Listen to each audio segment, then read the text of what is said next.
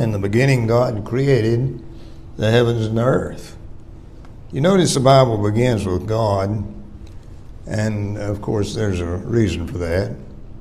Very much like when a surveyor goes out to survey a piece of land, if he don't begin in the right place, he's going to end up in the wrong place. It's just that simple. The first verse of the Bible doesn't try to prove the existence of God. And this you might think is rather strange, but not necessarily so.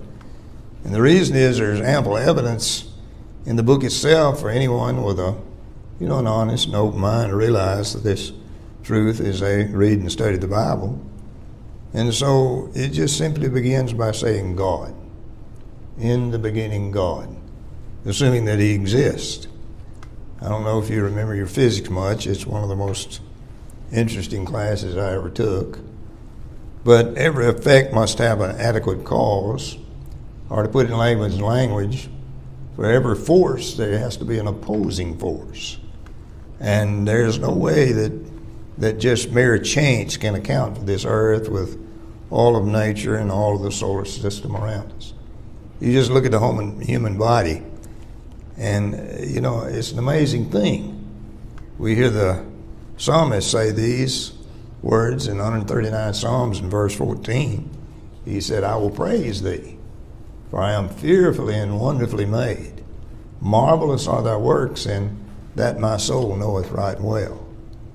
When you look at the nervous system of the human body and how it functions, immediately you can see the evidence of intelligent design, which could have never happened in some sort of haphazard way as we hear being taught to our little children in school. You look at the order that exists in the solar system among all the planets and the stars out there revolving around and around. It's just one big timetable. That's all in the world it is. And the reason we can go and do what we've done in outer space programs and things such as this is because it follows a very precise, established order or law, should I say.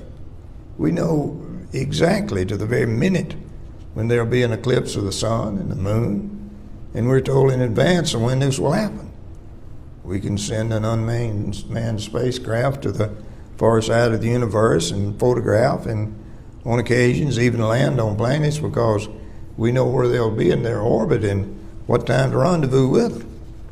And the reason that we can do all of this is because of the intelligent design and planning by a superior being who has unlimited knowledge and power. It didn't just happen. The Big Bang didn't just go off out there. A very intelligent being created all of that and set it into motion. When we see a building or a house, what does that immediately tell us? Well, it tells us that somebody planned and built that house, does it not? Houses don't just appear by themselves. And the same is also true with this world and the universe that we live in. The Bible tells us in Hebrews chapter 3 and verse 4, for every house is built by someone, but he who built all things is God.